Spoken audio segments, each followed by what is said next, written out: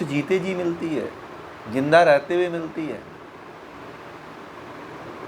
ये भ्रम छोड़ दीजिए कि मरेंगे, मरेगा कौन जानता है भैया, अनुभूत किए नहीं तो कौन, कैसे आपको पता चल गया कि आप मुक्त हो गए। सारे ऋषि, जितने ऋषि मुक्त हुए हैं वो जीते जी सब मुक्त हुए हैं। राजा जनक, हाँ, जीवन मुक्ति। अब मरने के बाद कौन पता है कि आप मर गए तो आप मुक्त हो गए। ये तो निद्रा और स्वप्न वाली बात हो गई। इसीलिए तो कहा जाता है कि कृपा कोई नहीं होने वाली है कि आप मर गए तो मुक्त हो जाओगे।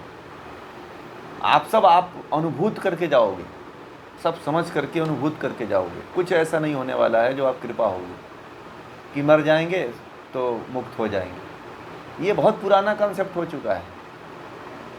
पहले हम लोग भी सोचते थे कि ये मर गए तो स्वर्ग में गए। छोटे थे ना तो कोई मरता था ना आसपास में तो स्वर्ग में गए, और कोई होता था मैं बोलते ही नरक में गया होगा। तो मरने पे ही हम लोग छोटे छोटे थे तो कहते थे कि स्वर्ग में गए। और आज भी भारतीय संस्कृति में प्रचलित है कि लोग कोई मरता है तो उसको स्वर्गीय लिख देते हैं, भले से स्वर्ग में न गया हो, भले से हो, कोई नरकीय नहीं लिखता है, सब लोग स्वर्गीय लिख देते हैं।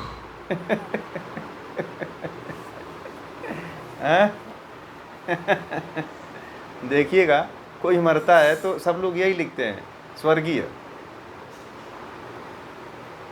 नरकीय कोई नहीं लिखता है। भाई लिख दो कभी नरकीय।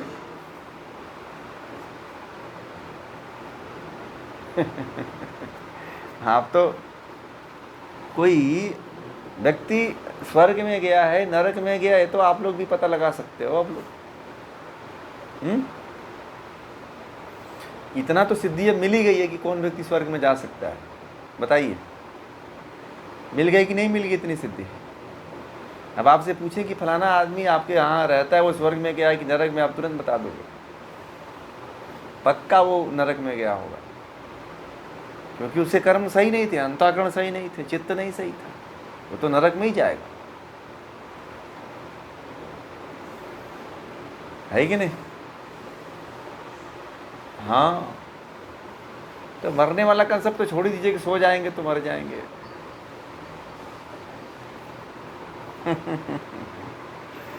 हाँ, बोलते कुछ और है, मन में तो यही चलता है जी।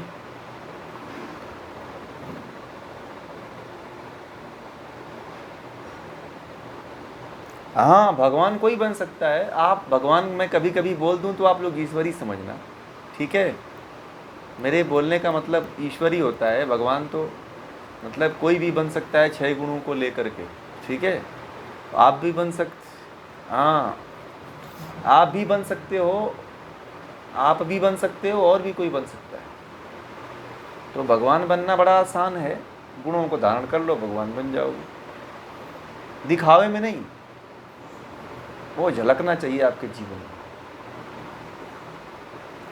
ठीक है? तो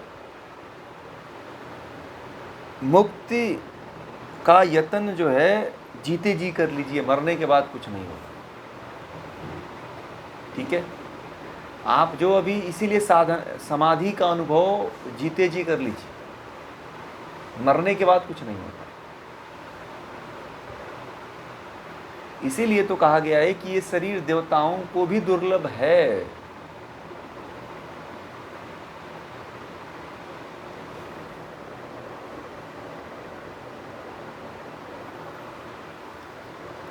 समझ रहे हैं?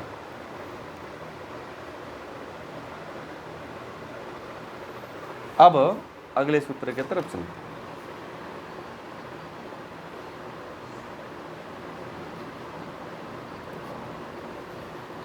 नहीं, कोई नहीं रहता है, वो तो बस केवल जैसे कि एक गीता में एक बात आई है कि जैसे कुम्हार का चाक होता है ना, तो एक बार घुमा दो तो अपनी फेरी तो पूरा कर लेता है, फिर भी वो घूमता रहता है, ठीक है? उसी तरह से जीवन चलता है। अब उसके लिए कुछ करना ना करना कुछ बाकी नहीं रहता है, फिर वो मानव समाज के लिए उतर जाता है, वो राष्ट्र हित में, देश हित में उतर जाता है। अपना कल्याण करने के बाद वो दूसरे के कल्याण में जुट जाता है। वो ठीक है। जैसे कि भगवान राम थे, भगवान श्री कृष्ण थे, ये लोग जो है अपना कल्याण किए पर दूसरे के कल्याण में लग गए। कुछ लोग फैशन से कल्याण करते हैं, दिखावे में, तो वो बेचारे कुछ दिन तक करते हैं फिर छोड़ देते हैं। वो श्रद्धा नहीं होती है, वो भीतर से कुछ नहीं होता है, बाहर से केवल दिखावा होता है। कुछ लोग तो अपनी प्रसिद्धि के लिए काम करते हैं कि चलो मुझे लोग जानने लग जाएं। देखिए, प्रसिद्धि के पीछे नहीं भागना चाहिए। मैं आप लोगों को एक बात बताऊं, आजकल के जितने भी, चाहे स्त्री हो चाहे पुरुष हो, प्रसिद्धि को लेकर के सभी मर रहे हैं कि पूरे इंडिया में हमें लोग जानने लग जाएं, पूरे विश्व में हमें लोग जानने लग जाएं। ठीक है, आप बताइए प्रसिद्धि कितने दिनों तक टिकने वाली है?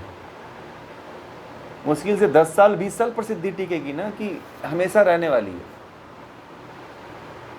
प्रसिद्धि भगवान राम जैसे महापुरुषों की प्रसिद्धि हो सकती है, परंतु आप अभी जो प्रसिद्धि ले रहे हो उस तरह का कर्म तो कर नहीं रहे हो। श्रेष्ठ कर्म जो व्यक्ति करता है उसी की प्रसिद्धि जो है युगों युगों तक रहती है। परंतु आप ये सोच रहे हो कि मैं जो है पैसे खर्च करके अपनी प्रसिद्धि कर लूँ, तो वो प्रसिद्धि जब तक पैसे का असर होता है तब तक तो पता चलती है, जैसे ही पैसा खत्म होता है वो प्रसिद्धि खत्म हो जाती है। तो प्रसिद्धि जो है जैसे ही सृष्टि का प्रलय होता है सारी प्रसिद्धि खत्म हो जाती है, लोग ही नहीं रहते हैं, कुछ बचता ही नहीं, तो प्रसिद्धि रहेगी कैसे? इसीलिए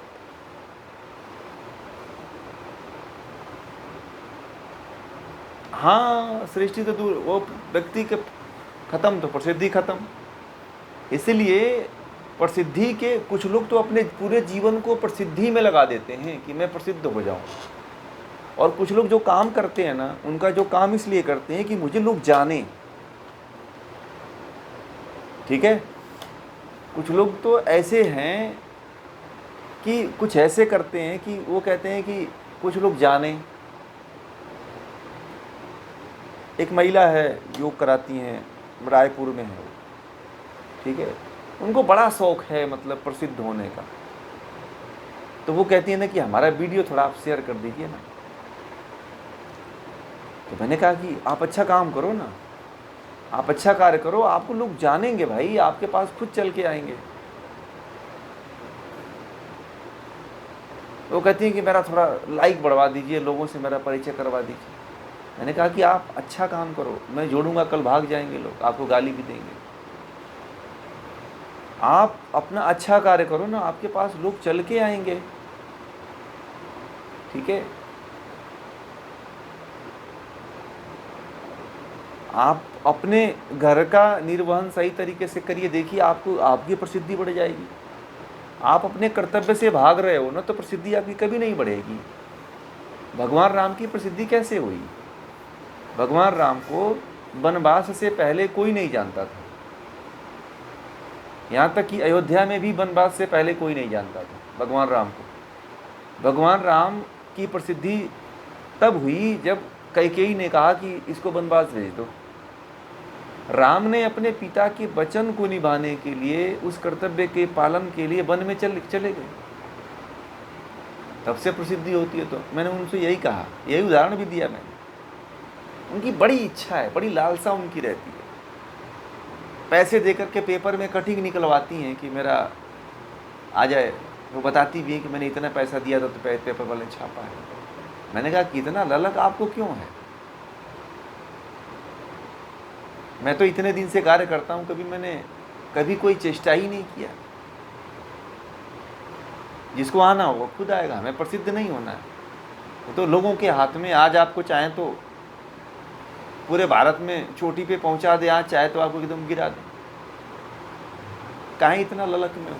तो इतनी इच्छा है महिला के अंदर, उन महिला के अंदर, योग करवाती हैं कई सालों से, और भी कई एक्टिविटी करती हैं।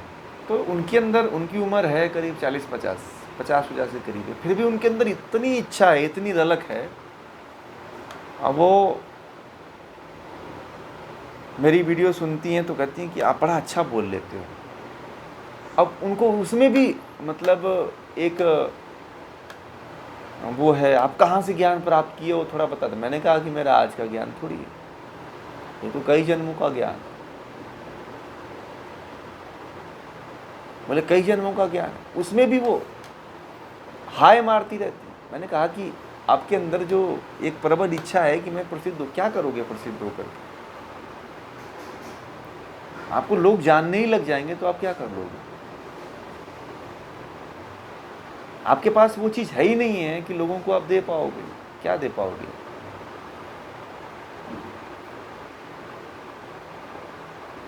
तो मैंने बहुत से ऐसे पुरुषों को, व्यक्तियों को, महिलाओं को, सबको मैंने देखा, केवल महिलाएं नहीं, पुरुष भी बहुत इसमें आगे हैं। पुरुष भी चाहते हैं कि मुझे रातों रात कोई एकदम सुपरस्टार बना दे। अब मेरे पास लोग आते हैं, कहते हैं कि एक बार आप जो है थोड़ा मेरा वो कुछ करिए, मेरे बारे में कुछ करिए। तो मैंने कहा कि भैया ऐसा कर्म करो ना, आप जो भी कर्म, कोई ज़रूरी नहीं है कि मैं जो कर्म कर रहा हूँ आप करो ना। तो कुछ लोग तो नकल करने की कोशिश करते हैं तो सफलता नहीं मिलती है। किसी का कभी नकल मत करो। भगवान श्री कृष्ण ने कहा था गीता में कि कोई भी कार्य छोटा नहीं होता है। आपको यदि सारथी का रोल मिले ना तो उसी को अच्छी तरह से निभा दो, उसी में आपकी प्रसिद्धि हो जाएगी। कभी किसी के कार्य को देख करके उसमें लालच मत करो आप कि मैं इसके कार्य को अपना लूँगा, नकल कर लूँगा तो मैं इसके जैसा फेमस हो जाऊँगा। ठीक है, कभी नहीं। आप जिस काम को कर रहे हो ना, उसी काम को 100% पूरा जूझ करके, लग करके कर दीजिएगा, आपकी प्रसिद्धि हो जाएगी। और इस बात को मेरी नोट कर लीजिएगा कि जो मैं बातें अभी कह रहा हूँ इसको नोट कर लीजिएगा। अगर कोई अपने काम को करेगा, प्रसिद्धि मिलेगी तो फिर मुझे बताना। कभी भी कोई भी कार्य छोटा बड़ा नहीं होता है, ये ध्यान दीजिएगा। ठीक है, हाँ यही लोकेशना है। तो ये लोकेशना इतनी ज़्यादा है, अब लोकेशना बोलेंगे तो मैंने इसीलिए इसको व्यवहारिक शब्दों में तोड़ मरोड़ के बोल रहा हूँ। लोकेशना बोल देंगे तो बहुत लोग नहीं समझेंगे। तो ऐसे बहुत से कांड मैंने देखा है। कुछ लोग तो किसी का मर्डर कर देते हैं, किसी को जान से मार देते हैं, पेपर में आ जाएगा नाम, इंडिया वाले पूरे न्यूज़ चैनल वाले आ जाएंगे। कोई ऐसी हरकतें कर देते हैं जिसके कारण जो है लोग जाने कि ये फलाना व्यक्ति ने ऐसे ऐसे कार्य किया। तो जो प्रसिद्ध होने की जो लोकेशना है, जिसको लोकेशना आदि कहते हैं शास्त्रोक्त विधि नाम से, वो बड़ी खतरनाक है। आप इसीलिए अधिकांशतः व्यक्ति जो है, व्यक्तियों के भीतर कंपटीशन है और अपने काम को वो 100% नहीं कर पाते हैं। कुछ महिलाएं जो है अपने आप को प्रसिद्ध करने के लिए ऐसे ऐसे छोटे छोटे वीडियो, बड़े बड़े वीडियो, आप देखना फेसबुक पे, इंस्टाग्राम पे, सोशल मीडिया पे देखना, ऐसे ऐसी वीडियो लेकर के आ रहे हैं लोग, ऐसे गंदे गंदे वीडियो लेकर के आ रहे हैं। प्रसिद्धि का ऐसा नशा चढ़ा हुआ है लोगों को। ठीक है, कि मत पूछो। तो इसमें आप प्रसिद्ध नहीं होगे, आपका उपहास होगा, आपका पतन होगा। आप तो जिस काम में हो, जिस काम को करते हो, मान लो आप क्लर्क हो, मान लो आप इंजीनियर हो, आप डॉक्टर हो, आप कोई भी पद पे हो, गृहिणी हो, टीचर हो, किसी भी पद पे हो, उस काम को 100% निर्वहन करिए, आपकी प्रसिद्धि हो जाएगी। भगवान श्री कृष्ण को याद रखना, जब प्रसिद्धि मन में उठे कि मुझे प्रसिद्ध होना है, तो भगवान श्री कृष्ण को याद कर लेना कि मुझे सारथी बनना है। जो सारथी बनकर के गीता का ज्ञान दे दिया, और सारथी की उस जमाने में कोई वैल्यू नहीं हुआ करती थी, उस पद को भगवान श्री कृष्ण ने धारण किया। सारथी घोड़ा चलाता था, रथ चला के लेके जाता था, परंतु उसकी कोई वैल्यू नहीं रहती थी। परंतु उस पद पे बैठ करके भगवान श्री कृष्ण ने सारथी की वैल्यू बढ़ा दिया। ठीक है, इसलिए जो आपको आपके जीवन में रोल है, उस रोल को अदा कर दीजिए, सुपर हिट एक्टर हो जाएंगे और उसी रोल पे आपको अवार्ड मिलेगा। आप फिल्म इंडस्ट्री को देख लीजिए कि कई ऐसे रोल मैंने देखा है जिसमें उनको भारत रत्न और पद्म सम्मान दिया गया है मात्र 5 मिनट के रोल के लिए। 2 मिनट के रोल के लिए भी बेस्ट एक्टर अवार्ड का खिताब लोगों ने जीता है। क्यों? क्योंकि उन्होंने अपने रोल को बहुत अच्छी तरह से प्ले किया। कभी किसी का नकल मत करिए, क्योंकि आप यूनिक हो अपने आप में, ठीक है? कोई भी किसी दूसरे की तरह नहीं हो सकता है, ये ध्यान रखिएगा, क्योंकि हर आत्मा अलग अलग है। कभी किसी का नकल मत करना, आप जो हो उसी में संतुष्ट रहना, ठीक है? आपका नाम फलाना है तो फलानी ही बने रहना। किसी दूसरे के बारे में मत बनने की कोशिश करना, आवाज़ मत कॉपी करना, फैशन कपड़े मत कॉपी करना, चलना मत कॉपी करना, बोलना मत कॉपी करना, क्योंकि आपके भीतर जो परमात्मा ने प्रतिभा दे रखा है उसका अपमान कर दोगे। जो व्यक्ति अपनी प्रतिभा का अपमान कर देता है वह कहीं का नहीं होता है, ठीक है? इसलिए आप जैसे हो, जो हो, जितने में हो उतने में ही संतुष्ट रहो और उसी को प्रकट करो, ठीक है? लता मंगेशकर जब गाना गाने के लिए आई थी तो उनको लोगों ने बड़ा उनका अपमान किया था कि इसकी आवाज़ तो पतली है, ऐसी है, वैसी है, परंतु उन्होंने किसी का कॉपी थोड़ी किया, जाके अपना गला थोड़ी फड़वाया कि मेरी आवाज़ पतली है। उन्होंने उसी को निखारा और देखो आज पूरी दुनिया सरताज है। उनको गायकी की समझिए कि सम्राट हैं, अब उनके आगे कोई दूसरा बन ही नहीं पाएगा वैसा।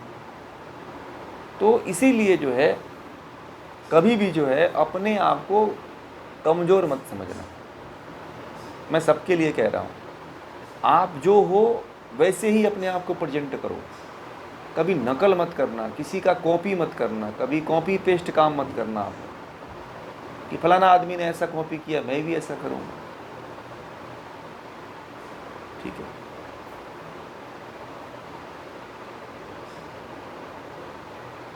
कई लोग जो है कई महान पुरुषों की कॉपी करते हैं कि मैं इनके तरह बोलूं, मैं इनकी तरह बात करूं, मैं इनकी तरह चलूं। एक लड़का था, मुझे याद है हम लोग जब पढ़ते थे तो वो आचार्य रजनीश का कॉपी करता था।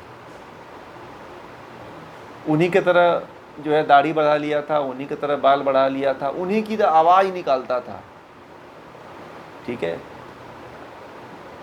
उन्हीं की तरह सेम आवाज़ निकालता था और इतना मतलब कि वो कहीं का नहीं हो पाया, उसको कोई जानता भी नहीं आज। मतलब ओशो बनने की चक्कर में वो लग गया और वो कहीं का नहीं रहा, अपनी प्रतिभा को फेल हो जाता था, पढ़ता था तो। जो व्यक्ति फेल हो जाता हो बहुत सिंपल विषयों में तो वो ओशो क्या बनेगा? ओशो तो पढ़ते ही नहीं थे, टॉप कर देते थे। ओशो तो कभी कॉलेज में उसको क्लास में नहीं बैठते थे, परंतु जब टीचर प्रोफेसर कॉपी साइन करता था तो टॉप आते थे। सबसे यूनिवर्सिटी में टॉप ही वही रहे, गोल्ड मेडलिस्ट थे। कभी स्कूल जाते नहीं थे, न टीचर के सामने बैठते थे, टीचर उनसे देख करके भागता था कि ये इससे सामना ना हो। तो उसने बहुत ऐसे किया, परंतु अपने आप को अपना निखार नहीं कर पाया। आज वो कहते हैं कि थोड़ा डिस्टर्ब हो गया है लड़का वो, ठीक है? ओशो बनने के चक्कर में वो डिस्टर्ब हो गया है, मेंटली डिस्टर्ब हो गया, उसकी डिप्रेशन की दवा चल रही है। बात समझ रहे हैं? इसीलिए कभी भी इस बात को ध्यान में रखिएगा कि हर व्यक्ति की आत्मा अलग है, हर व्यक्ति के संस्कार अलग हैं, हर व्यक्ति के अंतःकरण अलग हैं। इसमें भी आप लोगों ने पढ़ा कि हर व्यक्ति के अंतःकरण क्या क्या हैं, अलग अलग है, क्योंकि त्रिगुणात्मक है ना प्रकृति। तो कभी भी किसी की कॉपी मत करो, क्योंकि चेहरा तो, रूप और रंग तो बदल जाते हैं, ये अस्थाई नहीं रहते हैं। और किसी कोई ऐश्वर्या राय है तो ऐश्वर्या राय जैसे बनने की कोशिश मत करो, आप खुद अपने आप में जो हो वो पूर्ण हो, ठीक है। क्योंकि जिस माता पिता के रज वीर्य से बने हुए हो, अब ये तो मिट्टी में मिल जाना है, ये कोई परमानेंट थोड़ी है कि आप उसको बनने की सोच रहे हो कि मैं जो है इसके जैसा फलाना जैसे बन जाऊँ, हीरोइन बन जाऊँ, फलाना ये बन जाऊँ। नहीं भैया, आप जो हो जितने में हो उसी में संतुष्ट हो, ठीक है। बहुत से लोगों को मैंने देखा है कि उनका जीवन इसी तरह से जा रहा है। आप देखना अपने आस पड़ोस में, महिलाओं को देख लेना, पुरुषों को देख लेना, वो किसी न किसी की कॉपी करते हैं, उनका मूल चीज दिखाई ही नहीं देता है। आजकल एक ट्रेंड चलता है, मेरा आइडियल, मेरा फेवरेट है कि नहीं, लोग बोलते हैं ना कि मेरा ये फेवरेट है, मैं तो उस तरह के लोग कॉपी करते हैं। कॉपी मत करो, उनके गुण कर्म स्वभाव की कॉपी करो, जिससे भी प्रभावित हो आप। उसके जैसा बोलने की कोशिश मत करो, उसके जैसा कपड़े भी मत पहनो, आप जो हो उसके जैसा कोई ऐसा व्यवहार भी मत करो। आप जो हो जैसे हो उसको उसी रूप में स्वीकार करो। जो व्यक्ति अपने आप को जो है, जैसा है, जिस तरह से है, उसी रूप में स्वीकार कर लेता है, वही व्यक्ति जीवन के बुलंदियों को स्पर्श करता है।